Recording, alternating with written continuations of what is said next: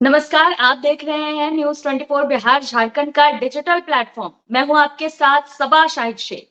बिहार में चुनावी साल है और ऐसे में सत्ता पक्ष अपनी उपलब्धियों को गिनाने में लगा हुआ है। तो वहीं अगर बात विपक्ष की करें तो विपक्ष लगातार सत्ताधारी पार्टियों को घेर रहे हैं और साथ ही साथ उनकी नीतियों और जो भी उपलब्धियां हैं, उन पर सवाल उठा रहे हैं। तो आज हम बात करेंगे बिहार में जमीन सर्वे के बारे में, जो कि काफी चर्चाओं में रहता है। हालांकि सरकार इसे लेकर नए-नए प्रयोग का भी इस्तेमाल करती है, लेकिन ये प्रयोग सरकार की जो कोशिशें हैं, वो कितनी रंग लाती है जमीनी स्तर पर, ये सवाल उठता है। और साथ ही साथ सवाल ये भी उठता है कि क्या अंचल लेवल पर जमीन सर्वे के काम में पारदर्शिता बढ़ती जा रही है। तो आज हम इन्हीं तमाम सवालों पर विस्तार से चर्चा करेंगे और चर्चा के लिए हमारे साथ एक खास पैनल भी मौजूद है। तो चलिए पहले उनका स्वागत करते हैं। तो सबसे पहले हमारे साथ जुड़ रहे हैं हमारे एसोसिएट एडिटर अमिताभ ओझा जी, प्रभात मलाकार जी, प्रवक्ता बीजेपी, रामपुकार सिन्हा जी, प्रवक्ता आरएलएम, प्रमोद सिन्हा जी, प्रवक्ता RJD, Om Prakash Yadav ji, retired IAS. आप सभी का बहुत बहुत स्वागत है। सबसे पहले मैं हमारे एसोसिएट एडिटर अमिताभ जी का रुख करना चाहूंगी। अमिताभ जी, सरकार लगातार नए नए प्रयोग का इस्तेमाल करती है जमीन सर्वे के लिए, लेकिन इसकी जमीनी हकीकत क्या है? क्या वो प्रयोग जो सरकार के वो रंग ला रहे हैं? देखिए, बिल्कुल बिहार में भूमि सर्वेक्षण का काम जो सरकार ने बड़े जोर शोर से शुरू किया था और जब इसकी शुरुआत जी हुई थी तब से ही लगातार कई बार हम लोग इस मामले में चर्चा कर चुके हैं और हमारे साथ ओम प्रकाश यादव जी भी हैं जो रिटायर्ड आईएएस अधिकारी हैं और इस मामले के काफी बखूबी जानकार हैं।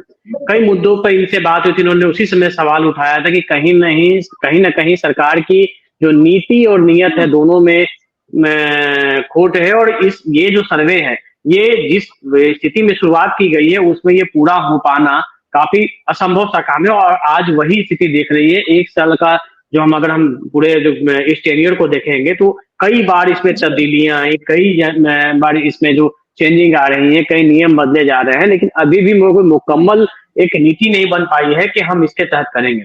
देखिए, जब सर्वे का काम चल रहा था तो उसमें ऑनलाइन जमाबंदी एक बहुत बड़ी समस्या हुई थी, क्योंकि जो लोग भी बाहर रह रहे थे, बिहार के बाहर रह रहे थे या फिर जो लोग बिहार में थे, तो एक ऑनलाइन जमाबंदी एक बहुत बड़ी समस्या थी, क्योंकि कई 2017 में ऑनलाइन जमाबंदी का काम शुरू हुआ था, फिर 2018 पूरे बिहार में इसे लागू किया, लेकिन जो निचले स्तर पर है, जो सीईओ स्तर है, जो कर्मचारी हैं, उनके लेवल पर कई तरह की जो परेशानियां आम लोगों के साथ की जाती रही। नतीजा ये निकला कि कई जगह जमाबंदियों में जो डिजिटल जमाबंदी में कई खामियां नजर आ रही है, जिसके निराकरण के लिए सरकार ने प्रयास नहीं किया और सीधे सर्वेक्षण का काम शुरू कर दिया गया।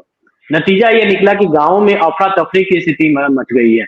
कई बार सरकार ने स्थिति स्पष्ट करने की कोशिश की है और इस मामले में विस्तृत जानकारी हम ओम प्रकाश यादव जी से लेंगे कि कई जो अगर हम ग्राउंड लेवल पे देखें तो कई समस्याएं इसमें हैं जिससे अभी भी नहीं मिल रहा। हाँ, ये जरूर है कि जब ज्यादा तनाव इसमें बढ़ने लगा, ज्यादा गांवों में जो उन्माद बढ़ने लगा, तो उसके बाद दो तीन हमने घटनाएं भी देखी कि जिस जमीन को लेके जो कई घटनाएं हुई थी, जैसे नवादा की घटना के मूल में भी यही कारण था कि जो दलितों की जो झोपड़ियां जलाई गई थी उनके मूल में भी यही जमीन विवाद ही था और जमीन सर्वेक्षण का काम ही था। तो इस तरीके की कई घटनाएं होने के बाद सरकार ने फिर से इसे एक साल के लिए एक्सटेंड कर दिया।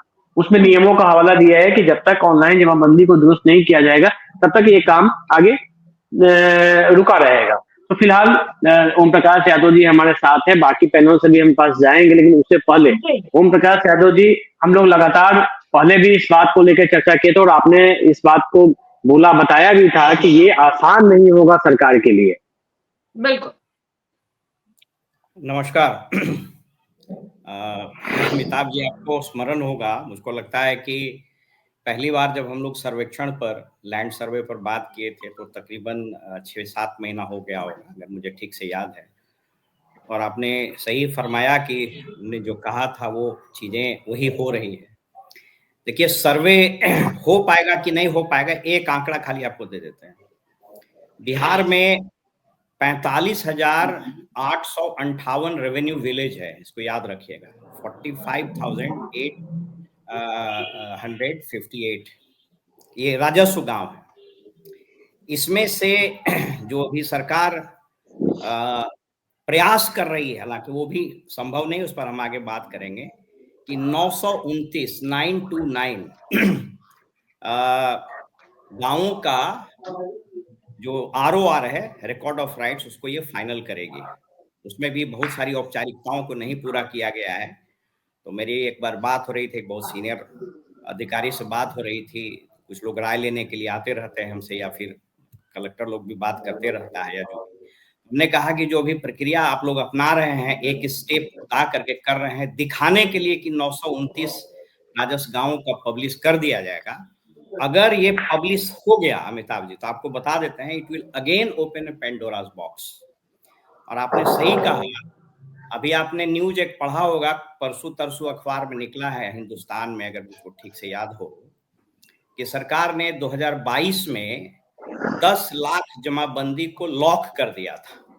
तो उसको अनलॉक करने के लिए एक SOP इशू किया गया है कि अंचल अधिकारी उसकी सुनवाई करके अनलॉक करेंगे।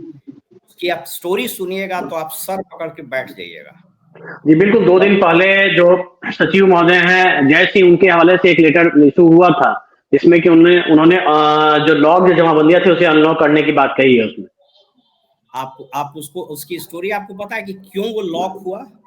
आप उसको सुनिएगा तो आप सर पकड़ लीजिएगा। भारत सरकार का एक बहुत शानदार कार्यक्रम आया था, उसको बोलते हैं national digitisation of land record programme. वो सेंट्रल स्पॉन्सर्ड स्कीम है। उसके तहत पूरे देश में सभी राज्यों को कहा गया कि आप अपने अपने लैंड रिकॉर्ड्स को डिजिटाइज कर लीजिए, ठीक है। उस कार्यक्रम के तहत 11-12 से शुरू हुआ। राज्य सरकार ने क्या किया कि उस पूरे कार्यक्रम को टेंडर के माध्यम से आउटसोर्स किया। वो मैंने करना भी था, वही तरीका ही था। लेकिन आउटसोर्स होने के बाद जो जिन कंपनियों ने लिया उसका ठेका, उसने फिर फर्दर आउटसोर्स कर दिया। उसके बाद वो फर्दर आउटसोर्स किया और अंततोगत्वा अंचल पर कुछ कंप्यूटर ऑपरेटर जो प्राइवेट हैं उनके हाथ में चला गया। अब ये 45,000 गांव का लगभग, खाली आप ये समझ लीजिए कि सिर्फ खेती करने योग्य जो प्लॉट्स है उसकी संख्या लगभग 9 करोड़ है। उसकी जो एंट्री की गई उन कंप्यूटर ऑपरेटरों के द्वारा, जिसके पास न तो कोई टेक्निकल नैक था, न राजस्व की समझ थी, तो करीब करीब 20 लाख जमाबंदी में गड़बड़ एंट्री हो गई। नाम आपका, जमीन किसी और का, जमीन अगर रखा तो खाता ठीक है, प्लॉट गड़बड़, खाता प्लॉट ठीक है तो रकवा गड़बड़, खाता प्लॉट रकवा ठीक है तो चौहद्दी गड़बड़। और सबसे इंटरेस्टिंग बात क्या किया कि इन लोगों ने घाल मिल करके सरकारी जो जमीन होती है, गरमजरुआ, आम, खास, अलग अलग किस्म होते हैं, उसको भी रैयतों के नाम से खोल दिया जमाबंदी। तो जब 2022 में सरकार के संज्ञान में आया कि अरे भाई, तो सरकारी जमीन के भी खाता खुल गया है बगैर सक्षम न्यायालय के आदेश के, तो यह पाया गया कि लगभग 10-15 लाख ऐसी जमाबंदी संदेहास्पद है। उसको सरकार ने लॉक कर दिया। अब जब लॉक हुआ तो दूसरी समस्या हो गई। लॉक हुआ तो उसमें बहुत सारे जेन्युइन लोगों का खाता भी लॉक हो गया। अब वो बंदा गया कि भाई हमको जमीन बेचना है, तो जमीन बेचना है तो अद्यतन लगान रसीद लाइए। अंचल में गया तो कहा कि आपका तो जमाबंदी लॉक है। रजिस्ट्री ऑफिस में गया तो कहा कि आपका जमाबंदी लॉक है। तो अंचल में गया तो कहा कि अब लॉक हो गया, अब सरकार के आदेश से खुलेगा। ये बवाल मचा। उसके बाद इन लोगों ने DCLR को दिया कि 14 बिंदु पर सुनवाई कीजिए। अब सोच करके देखिए, 101 के आसपास DCLR, उसके यहाँ भार पड़ना शुरू हुआ, लोग परेशान होने लगे। तब कहा आप CO को दीजिए। अब CO को खोलने के लिए दे दिया। अभी मेरे पास, चूंकि अब हम इस नौकरी में रहे हैं तो लोग सलाह मशवरा के लिए आते रहते हैं। मैंने एक जगह कहा भी कि it has open A Pandora's box. और ये आप समझ लीजिए कि इतना बड़ा ये इशू होने वाला है, पूरा ग्रामीण क्षेत्र में माने लोग त्राहिमाम कर जाएंगे। मैंने बताया, हमारा एक सीनियर कोलीग भारत सरकार में थे, वो रिटायर कर गए। उनका घर का जब म्यूटेशन अप्लाई करने के लिए हम बोलते रहे लोगों को, राजस्व विभाग में भी लोगों को कहे, नहीं का नहीं हो सका। तो गतवा बेचारा वो कहा कि क्या कहें, हम कोई दूसरा चैनल खोले और उसके मार्फत जाकर के हम करवाए। तो वस्तु स्थिति यही है। फिर आगे आप बढ़ाइए तो फिर हम नहीं, बिल्कुल बात करें। बिल्कुल। देखिए, इसमें तो जो तैयारियां थी, सबसे बड़ा मूल बात यह है कि सरकार ने ये सर्वे का काम तो शुरू कर दिया, लेकिन जो बेसिक तैयारियां थी वो तैयारियां पूरी नहीं हुई थी।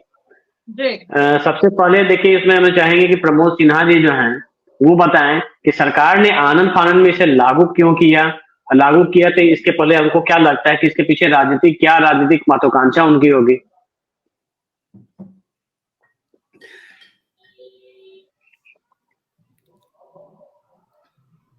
ने जितना सुंदर तरीके से एक एक बातों का जिक्र करने का काम किया है और जिस प्रकार से उन्होंने कहा है कि ये जो प्रोसेस जो अभी चल रहा है और भविष्य में जब इसका निष्पादन या उसका जब सामने जब रूपरेखा आएगा तो स्थिति और भयावह हो, ये समझने वाली बात है। और 2011-12 से जो ये ऑनलाइन या डिजिटाइजेशन करने का जो काम की प्रक्रिया जो शुरू की गई थी, लेकिन उस समय से सरकार कहीं ना कहीं मान के चलिए कि उतनी सीरियस नहीं थी।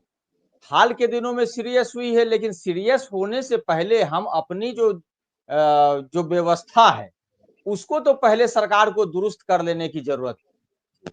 चाहे जमाबंदी को देख लिए, इन्होंने व्यक्तिगत स्पेसिफिक भी उदाहरण देने का काम किया कि कितना मशक्कत करना पड़ता है, जो व्यक्ति का एक अपना खास पहुंच होता है उनको भी जमाबंदी कराने में, म्यूटेशन कराने में किन प्रक्रियाओं से गुजरना पड़ता है, ये समझने की जरूरत है।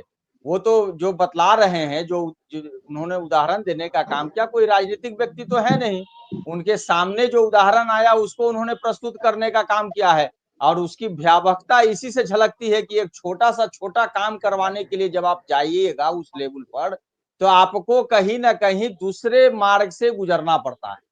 ये समझ लेने की बात है। मतलब आसानी से उस प्रक्रिया को पूरा नहीं किया जा सकता। भले सरकार यह दावा कर ले कि सब कुछ ऑनलाइन है, नंबर से सब होगा, लेकिन देखिए उसको करने और करवाने में क्या क्या पापड़ बेलना पड़ता है लोगों को, ये बतलाने की जरूरत नहीं है।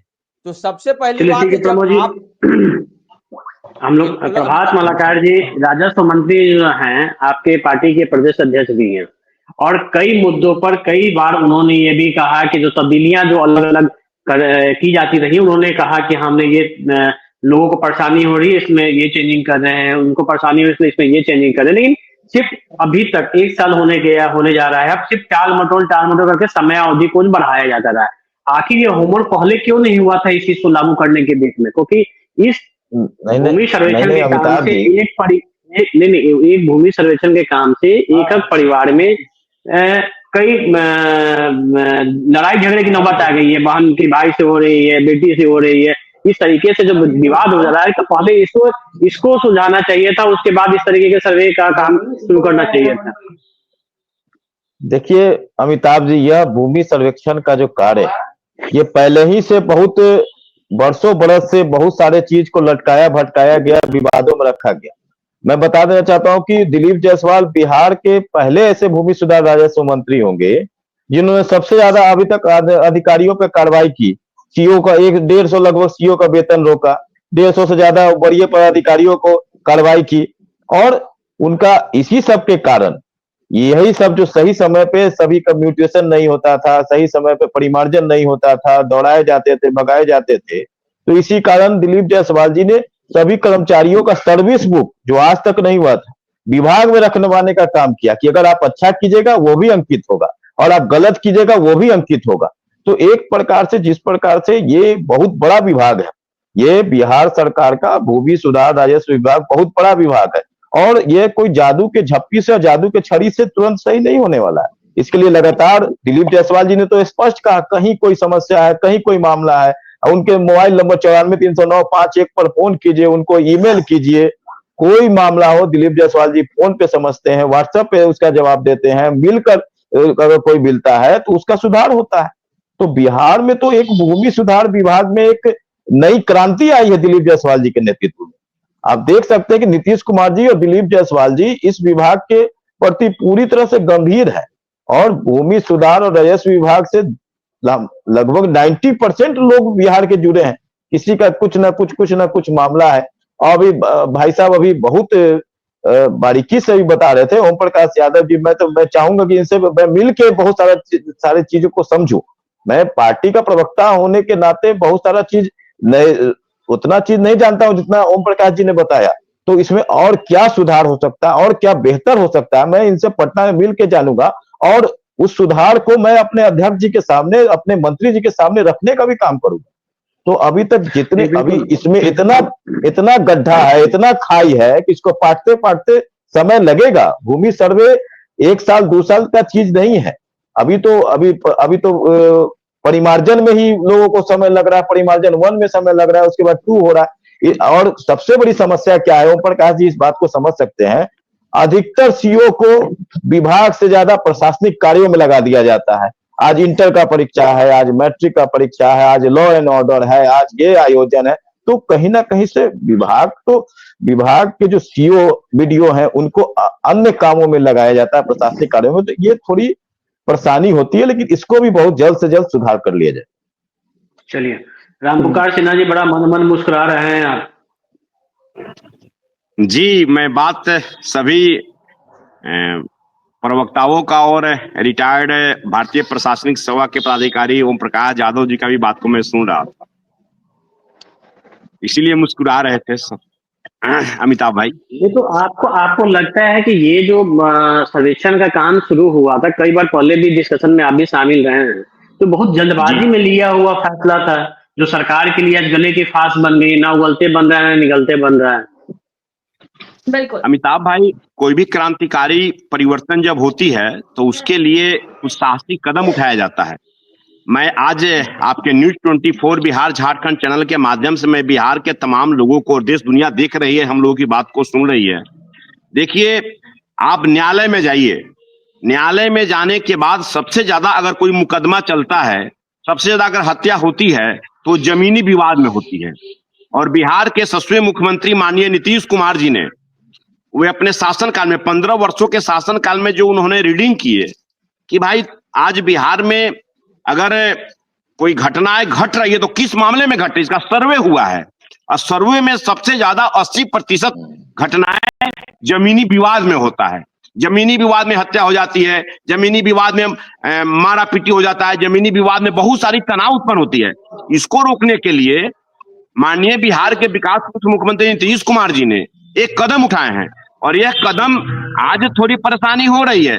देखिए, एक समय था कि पहले हाजिरी अटेंडेंस से माने सिग्नेचर करके विद्यालय में बनता था, आज इंटरनेट की दुनिया से आज हाजिरी बन रही है, तो थोड़ी समस्या उत्पन्न होती है। लेकिन आज जो यह कदम उठाया गया है, और ये बहुत साहसिक कदम है, और इसके लिए हम तमाम लोगों को, चाहे सत्ता पक्ष हो या विपक्ष हो, सभी लोगों को जमीनी विवाद को निपटारा करने के लिए एक कानून बनाया गया है। अगर हमको 1 साल 2 साल 3 साल 4 साल 5 साल, चाहे जिसकी सरकार हो, हमारी एनडीए गठबंधन की सरकार हो या जो विपक्ष में बैठे हैं वो हो, सभी लोगों को एक साथ मदद करके इस जमीनी विवाद को सुलझाने में एक साथ कदम उठाना चाहिए। देखिए, यह कोई हमारे सही प्रवक्ता हमारे प्रभात मलाकार जी बतला रहे थे, भारतीय जनता पार्टी के हमारे मित्र साथी, कि यह कोई जादुई छड़ी नहीं है कि हम 1 मिनट में करें और 1 मिनट में सोल्व हो गया। इसमें एक सिस्टम बनाया गया। अभी कानूनगो की बहाली हुई है, कर्मचारी की बहाली हुई है, सीओ के अतिरिक्त एक अंचलाधिकारी की बहाली हुई है जो सिर्फ जमीन संबंधी मामला को देख रहे हैं। हर प्रखंड में लोग गया हुआ है, लगभग 10 से 15 लोग उनके साथ काम कर रहे हैं। इसमें यह होगा कि आज कोई जमीन है और वो जमीन रजिस्ट्री नहीं हुआ और किसी दूसरे का कब्जा है 50 वर्षों से 100 वर्षों से, तो वो मामला बनता है ना कि उस व्यक्ति का जमीन तो निकल जाएगा, किसके नाम पर है, जिसके नाम पर है यह निकल जाएगा। रामपुकार जी, यहाँ सवाल ये उठ रहा है कि जिस समय ये सर्वेक्षण का काम शुरू हुआ था तो एक डेडलाइन तय किया गया था कि मार्च 2025 तक इसे पूरा कर लेना है, जून 2025 तक पूरा कर लेना है। लेकिन ये अगर डेडलाइन दिया गया नहीं, ये जो अगर डेडलाइन दिया गया था तो कहीं ना कहीं उसके पीछे सरकार की तैयारी होगी। तो ये तैयारी, लेकिन हमारे ओम प्रकाश यादव जी ने तो उसी दिन सवाल उठा दिया था कि ये जो डेडलाइन दिया गया है इस स्थिति में ये कभी नहीं पूरा हो सकता है, क्योंकि इसमें कई तकनीकी खामियां थी। देखिए, आप पार्टी के प्रवक्ता हैं, प्रमोद जी हैं, मलाकार जी हैं, तो वो अपना पार्टी का पक्ष जरूर रखिए, लेकिन जो बेसिक जो इसमें लूज पोल्स था, क्योंकि वो आपके लिए भी जरूरी है जानना, जो ओम प्रकाश जी यादव जी ने शुरू से कई डिबेट किया है और ये किया है, और आज इस डिबेट को करने के पीछे मकसद भी था कि सरकार हर महीने इसमें एक तब्दीलियां ला रही है, जो गलतियां सामने आ रही हैं, और हमारे जो पहले डिबेट में जो सवाल उठाए गए थे वही सवाल जो है का जवाब करने के लिए फिर सरकार को पहल करना पड़ रहा है। तो आखिर इनके जैसे लोगों को अब सरकार विचार क्यों नहीं ले रही है? ओम प्रकाश जी, हम लोग तो शुरू से कर रहे थे, अभी जो ये हुआ कि जमाबंदी और परिमार्जन का जो बात हो रही थी, अब क्या आपको क्या लगता है कि और क्या क्या इसमें सुधार की जरूरत है जिससे कि ये भूमि सर्वेक्षण का काम आगे बढ़ेगा? क्योंकि एक मामला देखने को मिल रहा था कि पहले जमीन को लेके गांव में पटीदारों के बीच में झगड़ा होता था, अब परिवार में कलह शुरू हो चुका है। बिल्कुल जी बिल्कुल। देखिए, सबसे पहले तो जो अच्छी चीजें हुई है उसको एक्सेप्ट करना चाहिए। हम कोई राजनीतिक व्यक्ति तो है नहीं, रिटायरमेंट के बाद हम पेंशन से अपना जीवन गुजारते हैं और आप सामाजिक काम भी करते हैं। आपको पता है हम लिखने पढ़ने वाले आदमी हैं और अलग अलग मंचों पर हम बात करते हैं। अभी हाल में एक रीजनल कॉन्फ्रेंस, जोनल कॉन्फ्रेंस हुआ था जिसमें विकसित भारत विषय पर बिहार से हमको आमंत्रित किया गया था। वो बहुत सारी इश्यूज आई थी। देखिए, आपको होलिस्टिकली 5 मिनट में आप समझ लीजिए, अभी मलाकार जी भी बता रहे थे। सबसे पहले तो अभी जो राजस्व मंत्री जी हैं, हम तो कभी उनसे मिले नहीं हैं, लेकिन उनके बातचीत से थोड़ी सिंसियरिटी झलकती है कि अपेरेंटली ही look sincere to figure out problems. तो वो, लेकिन प्रॉब्लम इतना वेक्स्ड हो गया है। आपके प्रश्न का उत्तर हम देखिए आपको दे देते हैं। सबसे पहली चीज, ये 2 इशू है, अगर 3 इशू है। पहला इशू है करप्शन, दूसरा इशू है टेक्निकलिटी और तीसरा इशू है लीगल। ठीक है, ये कहने में किसी को या एक्सेप्ट करने में किसी को गुरेज नहीं होना चाहिए कि ये जो कानून है, ये किताब है सर्वे का अधिनियम, ये बहुत शानदार अधिनियम है। और आपको मैंने एक बार बताया था कि जो डीजीपीएस टेक्नोलॉजी से सर्वे का निर्णय लिया गया था, इंग्लैंड में डीजीपीएस टेक्नोलॉजी से सबसे पहली बार सर्वे हुआ था। कानून की किताब बहुत अच्छी है। दुर्भाग्य क्या हुआ कि मुख्यमंत्री जी के आसपास जो लोग रहते हैं, जो अधिकारी, और हम चूंकि सर्विस में थे, हम थोड़ा वोकल भी थे, उस कारण थोड़ा हम खमियाजा भी भुगते। खैर वो बात अलग है, अब तो नौकरी से रिटायर हो गए। तो जो उनके साथ आसपास के लोग रहते हैं, रेवेन्यू एक ऐसा विषय है अमिताभ जी जो बड़ा नीरस है। इसमें कोई भोकाल नहीं होता है, इसमें आप अखबार में नहीं छपिएगा। लेकिन आजकल तो आईएएस अधिकारियों को, हमारे जूनियर कुलीग सबको हम समझाते हैं कि भाई देखो, तुम लोग ब्यूरोक्रेट हो, वी आर नॉट पॉलिटिशियंस, हम लोग कानून कायदा नियम से का। लेकिन दुर्भाग्य ये हुआ कि 2011 में क्या हुआ, बता देते क्या कारण है। और अगर राजस्व मंत्री जी उस कैपेसिटी में हो, उतनी उनकी, if I am permitted to say, उनकी उतनी हैसियत हो, अगर वो सुधार सकें तो बहुत बड़ी बात हो सकती है।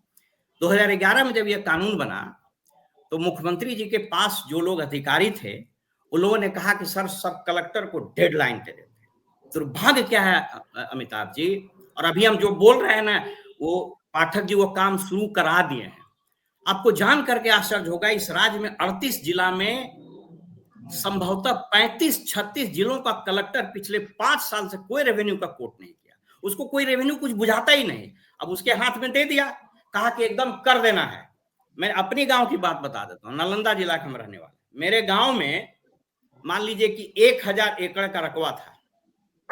इन समझ कलेक्टरों ने पोस्टर बॉय बनने के चक्कर में, मुख्यमंत्री के हाथों पुरस्कार लेने के चक्कर में, पुरस्कार भी ले लिया। मजेदार बात, इन लोगों ने क्या किया कि 1000 एकड़ का वो पूरा मौजा था, अब 1200 एकड़ का खतियान पब्लिश किया। अब जिसके हाथ में मिला पर्चा, आपको 4 एकड़ जमीन है, आपको 4.5 एकड़ का पर्चा मिल गया। आप बोलिए तो बड़ा मजा है, बोला 4.5 एकड़ खोजो, तो जमीन तो कोई रबड़ है नहीं। हुआ बवाल। जब बवाल हुआ तो कहा कि नहीं, अब ऐसा कीजिए कि डायरेक्ट आईएएस लोग को समझ में नहीं आता है, इन लोग को बड़ी परेशानी है, कलेक्टर की बड़ी काम है। इन लोग इससे पिंड छुड़ाने के लिए प्रमोटेड ऑफिसर्स को, जूनियर ऑफिसर्स को बना दिया। हमने ये बात आपके सामने उठाई थी। आप जान करके आश्चर्य होगा, 38 जिला में जितने बंदोबस्त पदाधिकारी हैं, उसमें से 10-15 आदमी अगले 3 से 4 महीने में रिटायर हो जाएगा। अब आप सोच लीजिए, जो आदमी रिटायर कर रहा है वो अपना पेंशन का कागज ठीक करेगा कि इनका सर्वे का काम। और पिछले 1 साल में कई लोग रिटायर कर चुके हैं। देखिए ये समस्या कहां से शुरू हुई है। अगर राजस्व मंत्री जी को ये काम करना है, आपको थोड़ा सा समय लेते हैं तो आप समझ में आ जाएगा कि अंचलों में भ्रष्टाचार, और जब तक ये भ्रष्टाचार नहीं खत्म होगा, ये परिमार्जन लाइए, परिमार्जन प्लस लाइए, जितनी टेक्नोलॉजी लाइए, क्योंकि नियत और टेक्नोलॉजी एक अलग चीज होता है। अंग्रेजों के समय में टेक्नोलॉजी कमजोर थी, अभी भी कोइलवर का पुल चल रहा है, अभी कितना बढ़िया टेक्नोलॉजी, हवा में गिर जा रहा है। अगवानी पर्वत 2 बार गिरा ना। देखिए क्या हुआ, संविधान में एक अनुच्छेद है, धारा अनुच्छेद 166, उसके तहत एक रूल बनता है, उसका नाम है रूल्स ऑफ एग्जीक्यूटिव जस्टिस। उसमें 2007 तक यह नियम था कि जो ट्रांसफर पोस्टिंग होगा उसके लिए एक एस्टेब्लिशमेंट कमेटी होगी और 3 साल जिसका पूरा होगा उसी का लिस्ट बनेगा और ABCD 4 तरह के अंचल, इसको ध्यान से सुन लीजिए अमिताभ जी, अगर ये नहीं खत्म होगा तो अंचलों में भ्रष्टाचार नहीं खत्म होगा। ABCD 4 कैटेगरी थी, उसमें था कि कोई अगर C कैटेगरी में है तो B में जाएगा, B में है तो उस बना हुआ था रोटेशन, ट्रांसफर पोस्टिंग पॉलिसी। मुख्यमंत्री जी को सलाह दी IAS ने कि सर इसमें तो डिस्क्रिशन नहीं रहता है मंत्री का, उसको खत्म कर दिया 2007 में अमेंडमेंट करके। अब परिणाम ये हुआ कि अमिताभ जी को पैरवी है और पैसा है तो पटना सदर से संपत चक जाइए, संपत चक से फुलवारी जाइए, और अगर आप पैसा नहीं दिए तो आप दौड़ते रहिए। और जिस तरह का भ्रष्टाचार हुआ, मतलब लास्ट 8-10 साल 12 साल से हम देख रहे हैं अंचलों में 60-60 लाख रुपया दे करके लोग गया है पटना के अंचल में पोस्टिंग कराया। अब जो 60-60 लाख रुपया दे के पोस्टिंग कराया है CO का, क्या लगता है आपको कि परिमार्जन में पैसा नहीं लेगा? अभी हम एक पैनल डिस्कशन में बात कर रहे थे, उसमें मेरा नंबर कहीं से लोग हमको फोन कर रहा है कि सर परिमार्जन करने में और ये जमाबंदी अनलॉक करने में 16-16, 17-17 हजार एक जमाबंदी में मांग रहा है। तो सबसे पहला तो काम ये करिए कि ट्रांसफर पोस्टिंग रोटेशन पॉलिसी बनाइए।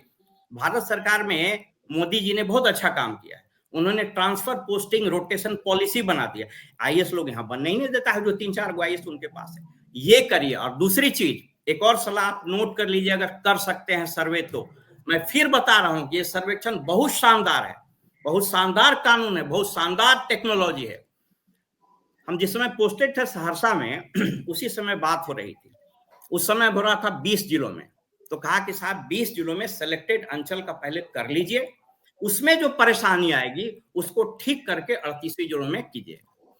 उस समय एक बहुत ही माने पराक्रमी अपर मुख्य सचिव हुए थे राजस्व विभाग में, उन्होंने मुख्यमंत्री के सामने अपना चेहरा चमकाने के लिए कहा कि नहीं सर, 3800 जिला में 550 अंचल में हम एक बार कर देंगे। वाहवाही में हाँ हो गई। उसी दिन हमने कहा था अपर मुख्य सचिव को कि ये निर्णय जो आप लोग लिए हैं ना, ये फियास्को हो जाएगा, और उसी दिन से ये फियास्को शुरू हो गई। अब आनंद फानन में लोग का, अब एक जो सबसे बड़ी समस्या हो रही है अमिताभ जी, हम आपको बता दें, आप 1 महीना 2 महीने के बाद फिर आइएगा पैनल डिस्कशन। देखिए जो सर्वेक्षण का काम होता है उसमें सेटलमेंट ऑफिसर के लेवल पर एक स्टेज आता है, उसको बोलते हैं form 20 publication of final ROR, form 20 बोलते हैं, ठीक है। फॉर्म 20 के बाद रैयत को अगर कुछ गड़बड़ी हुई, लेकिन टेक्निकल चीजें ध्यान से सुन लीजिएगा तो हम बता देंगे, अन्यथा मेरे पास हम क्यों बताएंगे। उस 20 फॉर्म जब ROR पब्लिश हो जाता है तब आपके पास कोई गड़बड़ी है तो आप सेटलमेंट ऑफिसर के पास अपना क्लेम दीजिएगा, सुनवाई होके ऑर्डर पास हो। अब विभाग में जो महारथी और IAS के मुख्यमंत्री के आसपास जो सब चमचा लोग बैठा हुआ है, उसको लगा कि अरे बाप रे बाप, इतना दिन हो गया अभी एको गांव का पब्लिश नहीं हुआ, सर छीछा लेदर हो जाएगा। अब सरकार ने एक चिट्ठी निकाल दी है, कह रहा है कि नहीं सुनवाई मत कीजिए, 929 गांव का जो ड्राफ्ट बना है सेटलमेंट ऑफिसर के लेवल पर, उसी को नोटिफाई कर दीजिए और आप लोग बाद में सुनते रहिए। अब सोच लीजिए, वो जब नोटिफाई हो जाएगा वो सबके पास चला जाएगा खतियान, उसके बाद सुनवाई होगी तो कितना बड़ा बवाल मचेगा। ये काहे के लिए, तो हम दिखाएंगे कि हमारा 950 का हम फाइनल पब्लिकेशन कर दी। ये मेंटल बैंकरप्सी है मिताब, इसीलिए मैंने कहा था एक बार आपको कि फॉली नरीमन ने किताब लिखी है गॉड सेव सुप्रीम कोर्ट और नो योर कॉन्स्टिट्यूशन। उसमें उन्होंने लिखा है कि जिस दिन लैंड के मामले में पॉलिटिक्स घुस जाएगी उस दिन समझिए जमीन बर्बाद हो जाएगा। फॉर गॉड सेक इस सर्वे को इस पॉलिटिक्स से अलग रखिए। अगर आप अलग नहीं रखिएगा, ये जो साहसिक, मैं अब जरूर बोलूंगा कि मुख्यमंत्री जी ने ये साहसिक कदम उठाया। सोच लीजिए लास्ट सर्वे जो हुआ था कैडेस्ट्रल सर्वे 1911 में, उसके बाद रिविजनल सर्वे कभी हो ही नहीं पाया। तो धन्यवाद देना चाहिए मुख्यमंत्री की, उन्होंने कदम उठाया। लेकिन अगेन पॉलिटिक्स और जो 5-6 ब्यूरोक्रेट है उसके शिकार हो गए और उसके कारण आज ये स्थिति। चलिए ठीक है, बहुत बहुत आपका प्रमोद सिन्हा जी जो साफ तौर पे इनकी बात डॉक्टर ओम प्रकाश यादव जी ने जो बात कही है उसमें यह है कि सरकार जिस उद्देश्य के साथ करने की थी उतनी तैयारी नहीं थी। बिल्कुल अमिताभ जी, इसके पहले भी जो हमने कहा वही कह रहे हैं कि कल भी आपने देखा पेपर में जो सर्वर को लेकर के जो समस्या जो आ रही है कि जो ऑनलाइन जो स्व घोषणा करना है जिसका डेडलाइन इन लोगों ने तय कर दिया है 31 मार्च। उसमें देखिए कि ऑनलाइन में पिछले महीना भी समस्या आया और इस माह भी समस्या आया। तो उस समस्या को लेकर के इन लोगों ने कहा है कि 22 तक जो है अब ऑनलाइन सबमिशन नहीं होगा लोगों के द्वारा, उसको जा करके शिविर में आप ये करिए, जमा करिए। ये जो छोटी छोटी जो समस्याएं हैं जिसको पहले इनको दुरुस्त करने की जरूरत थी, और जो कागज मुहैया कराना है सरकार के स्तर पर, मान लीजिए कोई व्यक्ति के नाम पर जमाबंदी है, उनके पास कागज नहीं है, तो कागज भी तो ये सही से उपलब्ध नहीं करा रहे हैं ना, समय उपलब्ध नहीं करा पा रहे हैं, तो लोग अपनी स्व घोषणा कैसे समय पे करने का काम करेंगे। तो इन लोगों ने आनन फानन में, ठीक कहा हमारे ओम प्रकाश जी ने कि आनन फानन में जिस तरीके से इन लोगों ने, आपने देखा था कि माननीय मुख्यमंत्री नीतीश कुमार जी एक कार्यक्रम के दौरान अपने मातहत पदाधिकारियों का हाथ भी जोड़ रहे थे और पैर पकड़ने के लिए आगे भी बढ़ गए थे कि जुलाई 2025 से पहले ये कम्मा करवा दीजिए। ये यही भूमि सर्वे का ही काम था जिसके बारे में उन्होंने, तो इस तरह से अगर आप आनन फानन में अपने पदाधिकारियों को एक डेडलाइन आप तय कर दीजिएगा कि इतना दिन के भीतर करवा दीजिए, तो जिस प्रकार से अभी इन्होंने 929 गांवों का जिक्र करने का काम किया है कि आपत्ति का निपटारा आप बाद में कर लीजिएगा लेकिन पब्लिश पहले कर दीजिए, तो समस्या तो विकराल हो जाएगा। तो सरकार की नीति कहीं ना कहीं इस पर जो है स्पष्ट नहीं है और जिसका खामियाजा बिहार की जनता भुगत रही है। ये समझने वाली बात है अमिताभ। और जिस प्रकार से ओम प्रकाश जी ने विस्तृत रूप से बतलाने का काम किया कि किस प्रकार से करप्शन जो है नीचे से ऊपर तक व्याप्त है और कैसे अंचलाधिकारी पटना में पदस्थापित होते हैं, तो पदस्थापित होने के बाद वो परिमार्जन और जमाबंदी किस प्रकार से निष्पक्ष होकर करेंगे, उस सारी बातों को कहने के बाद कुछ बोलने के लिए रह ही नहीं जाता है। और यही हमारे नेता आदरणीय तेजस्वी प्रसाद यादव जी लगातार इस बात को उठाने का काम कर रहे हैं कि कैसे लेकिन प्रमोद जी ये मामला तो आपके शासनकाल में भी हुआ था जब आलोक मेहता थे और 200 से 250 से ज्यादा सीईओ का तबादला का फैसला सीएम ने रोक दिया था। खैर ये अलग मुद्दा है, उस पर हम बात करेंगे। बात तो कह रहे हैं ना कि कहीं ना कहीं सरकार में मुख्यमंत्री के नजदीक जो लोग हैं, जो पदाधिकारी हैं, जो अफसर हैं, कहीं ना कहीं उनकी मंशा तो झलक रही है ना। जब आप निर्णय अगर कुछ लेना चाहते हैं, कठोर निर्णय अगर लेना चाहते हैं, तो ऊपर से रोक दिया जाएगा। उस समय तो ये आरोप लगा था ना कि काफी लेन देन हुआ था, 2 लाख से लेके 20 लाख तक का लेन देन हुआ था, इसलिए सीएम ने फाइल रोक दी थी। उसमें तो ये कहा गया था पैसा भी सभी लोगों का डूब गया, बाद में सरकार भी बदल गई तो पैसा भी नहीं मिला होगा, बाद में तबादला हुआ। पैसा किसके पास जमा था अमिताभ भाई, ये भी बता दीजिए। प्रमोद जी वो अलग मुद्दा है। प्रमोद मलाकार जी जो बातें ओम प्रकाश यादव जी ने कही कि किस तरीके से जो ग्रास रूट लेवल पे जो चीजें थी जिन्हें सुधारने की जरूरत है, क्या आप उन बातों को अपने पार्टी के प्रदेश अध्यक्ष और आपकी पार्टी से ही हैं भूमि सुधार मंत्री, राजस्व मंत्री, उन तक पहुंचाएंगे? आपने सुना होगा उनकी बातों को। निश्चित तौर पर देखिए, जितने कड़े और बड़े निर्णय और कठोर निर्णय अभी माननीय दिलीप जायसवाल जी ले रहे हैं, मेरी समझ से ऐसा अभी तक किसी भूमि सुधार मंत्री जी ने नहीं किया है। आप देखिए कि उन्होंने अपना WhatsApp number, mobile number, email सब जारी कर दिया और सुनवाई और कार्रवाई होती है। और अभी बोल रहे थे प्रमोद सिन्हा जी, आप बताइए ना कि लालू जी के पास जितना जमीन है, तेजस्वी यादव जी के नाम पे जितना जमीन है, तेज प्रताप यादव जी के जितना जमीन है, अरे 15 साल सरकार में आप रहे, अरे सब खुलेगा ना, सब खुलेगा, सब अच्छा चिट्ठा खुलेगा। अभी ओम प्रकाश जी ने कहा कि इस पे राजनीति नहीं होना चाहिए और आप राजनीति कर रहे हैं। आप करिए ना काम, आपको किसने रोका है? आप राजनीति कर रहे हैं। तेजस्वी जी क्या इतना गंभीर विषय है। आज ये लैंड सर्वे 1911 के बाद अगर किसी मुख्यमंत्री ने हिम्मत किया तो नीतीश कुमार जी ने किया। अरे तो 2011 में लैंड सर्वे का जो काम जो भारत सरकार की ओर से जो शुरू करवाया गया, मतलब 1911 नहीं, ये 2011 उसके बाद तो सर्वे हुआ ही नहीं। अरे 2011 में अभी ओम प्रकाश सर ने भी कहा कि केंद्र सरकार ने अलग अलग राज्यों से डिजिटाइजेशन की बात कर रहे हैं, और उस समय से आप जो है आज 2025 आ गया और आप इधर हाल के दिनों में इसमें आप तेजी लाए हैं और आनंद मैं एक सभा जी, मैं एक घटना का जिक्र करना चाहूंगा। सभा जी, मैं एक घटना का जिक्र करना चाहूंगा। कुछ दिन पहले, अभी ये फरवरी चल रहा है, लगभग नवंबर माह के आसपास एक एक्सीओ आए, मैं नाम नहीं लूंगा, वो आए कि मुझे ऐसा ऐसा है, मुझे अभी सर्वे में लगा दिया गया, मुझे फलाने जगह पोस्टिंग दे दिया जाए या फलाने जगह काम में लगाया जाए, ये जाए।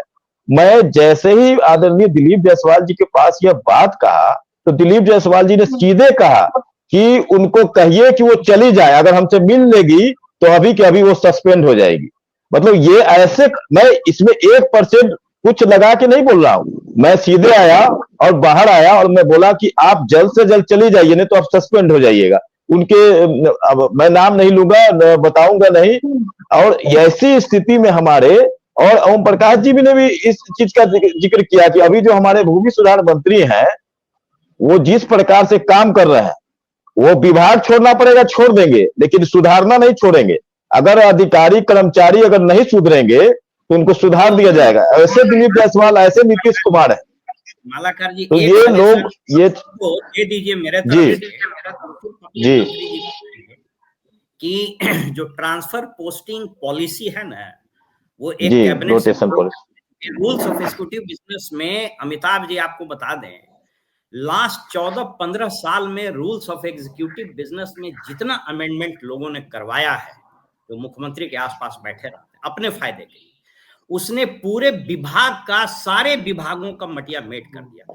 होता है ना, देखिए एक चीज, एक शब्द याद रखिए, जहां कहीं भी डिस्क्रिशन होता है वहीं करप्शन होता है।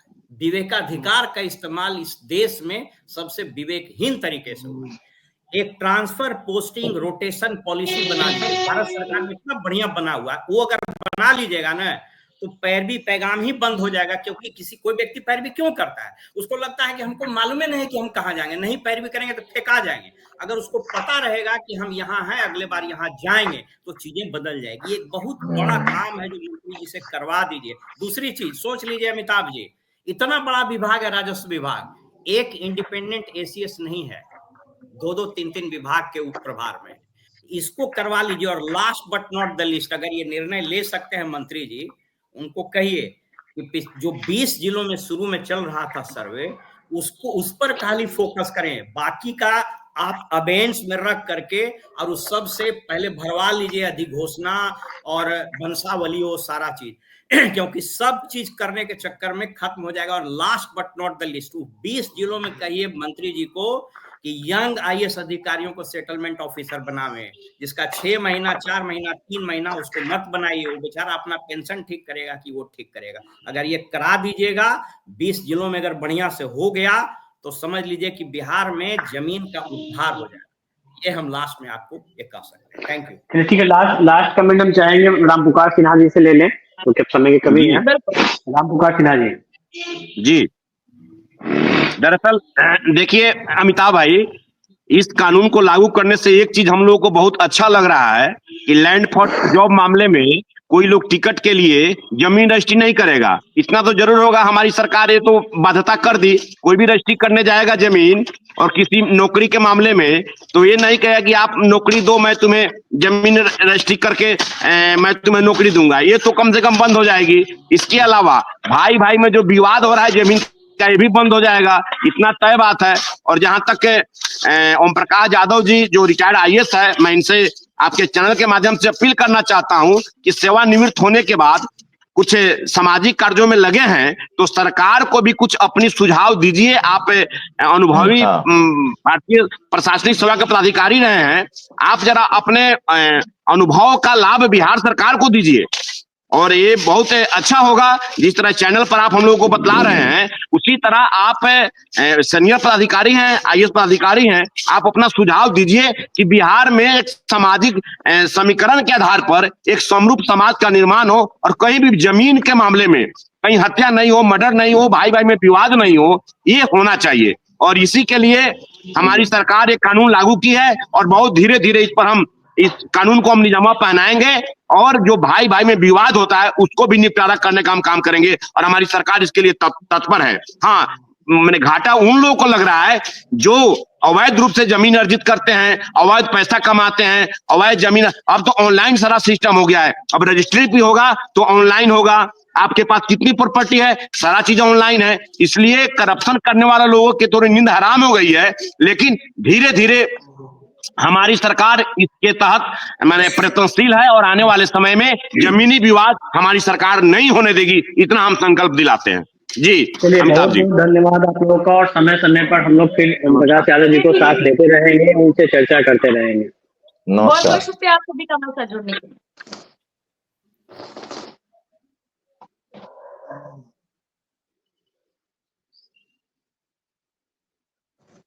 जी, दरअसल अगर बात की जाए तो बिहार में जमीन सर्वे का काम जोर शोर से चल रहा है। हालांकि जो काम चल रहा है उसकी जमीनी हकीकत क्या है, जो सर्वे का काम चल रहा है वो कब तक पूरा होगा, और इन सब के बीच सवाल ये भी उठ रहा है कि क्या जमीन सर्वे का काम जो चल रहा है वो बिहार में आने वाले चुनाव में चुनावी मुद्दा बनेगा। तो आगे ये सब देखने वाली बात होगी। फिलहाल के लिए इतना ही। देखते रहिए News24 बिहार झारखंड। अगर आपको ये डिबेट अच्छी लगी तो उसे लाइक और शेयर जरूर करें। आप अपनी राय हमें कमेंट करके भी जरूर बताएं और हमारे चैनल को सब्सक्राइब करना ना भूलें। नमस्कार।